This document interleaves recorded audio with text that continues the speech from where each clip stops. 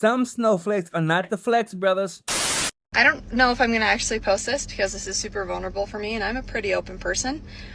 But earlier this year, I told my husband I wanted a divorce. And this would probably shock a lot of my friends and my family because I hadn't told anybody, okay?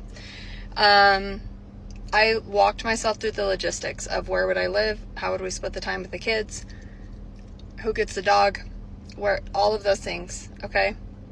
Had a full breakdown.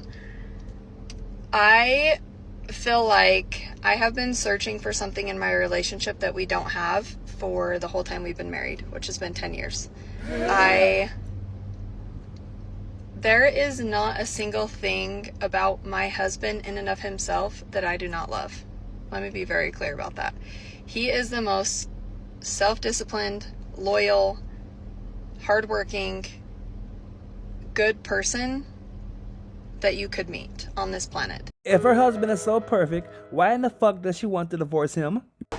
And that is probably the reason, that is the reason why I have not left, okay? Our relationship and what my expectations are for my marriage and what they always have been are not met, right? Which I don't know if anybody's are.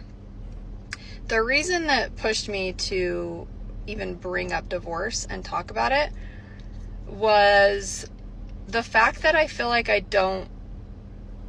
can't be myself with my husband. And it's really confusing because I'm 32 years old. I am a mom of 3 and I still don't know who I am. So for me to be like, oh, I can't be myself or you don't love me for who I am isn't really fair because I don't know who I am. Do we hear this shit? She has a hardworking, loyal, disciplined, well-to-do husband at home and 3 kids, and she's trying to figure out who she is, and now she is contemplating a divorce. What the hell is really good? This woman has everything that the other women out here are wanting, and she woke up one day and she thought to herself, what the fuck is this? But the reason why I wanted to share this on here in the first place is we are coming up on our 10-year anniversary. We're going to Mexico, to Cabo, for our 10-year anniversary trip. And we're rewriting our vows. We never wrote vows in the first place. We didn't have vows when we got married. And I'm struggling to write my vows. Like, to write a vow. And I think that's because I still feel very unsure in our relationship. The one thing that we finally talked about this past week together, because it's just been something that since we kind of talked about it and I brought it up and we committed to change and we committed to working on our relationship. I started my own business. He quit his job. Roles have changed. Life has been crazy. And we just haven't come back to talking about this subject. And I brought it up again because I'm like, I'm going to be honest with you, like writing these vows is hard. I don't feel like we're any closer. I don't feel like anything has really changed since I brought this up 6 months ago, 9 months ago, whatever.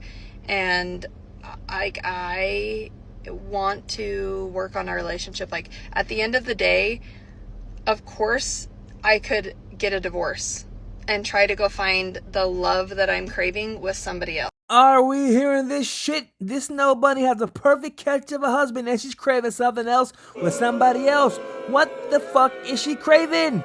Do you still love me? Do you still love me?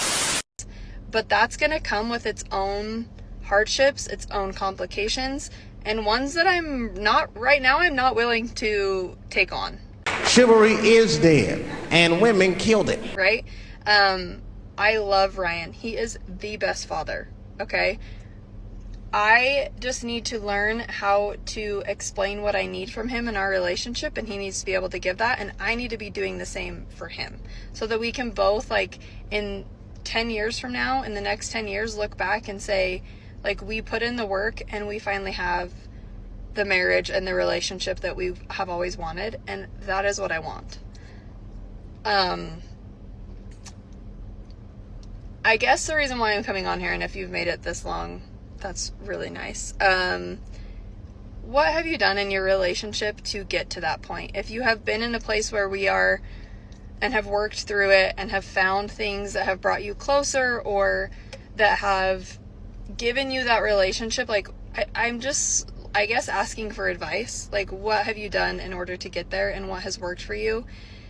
We're honestly willing to try anything. We have done therapy and counseling before, and it was fine, honestly. It wasn't like my favorite thing, but I'm willing to try that again. And I don't know, books, podcasts, like what have you guys done that has worked for you to get your marriage to where you... This woman opened this video and she said that she needs to find herself.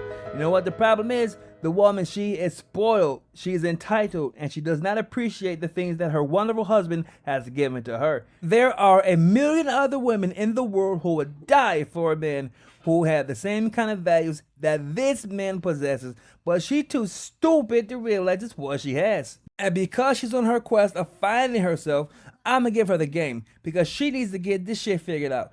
First thing, baby, go to your husband and apologize to him for humiliating him all over the internet. Step 2, sit the fuck down and figure out why it is that you are not satisfied with your husband. Do you need sexual satisfaction? If so, don't step out on your husband. If you have so, go get checked for STDs, mainly HIV, and make sure that you are clean. Step 3, if you are serious about becoming a better wife to your husband, listen and apply the advice from Dave Chappelle.